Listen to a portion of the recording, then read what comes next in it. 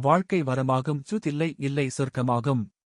60 வயதுக்கு பின் வாழும் வாழ்க்கை ஆண் பெண் அனைவருக்குமே வரமான வாழ்க்கை. அதனால் 60 வயதிலிருந்து ஆயுள் வரை வாழும் ஒவ்வொரு நிமிடமும், ஏன் ஒவ்வொரு வினாடியும் முதலில் தனக்கும் தன் குடும்பத்தில் உள்ளவர்களுக்கும் ஏன் சமூகத்திற்கும் உபயோகமாக வாழ்வது நல்லது. அது உங்கள் தலைமுறைக்கே ஆசிர்வாதமாக இருக்கும்.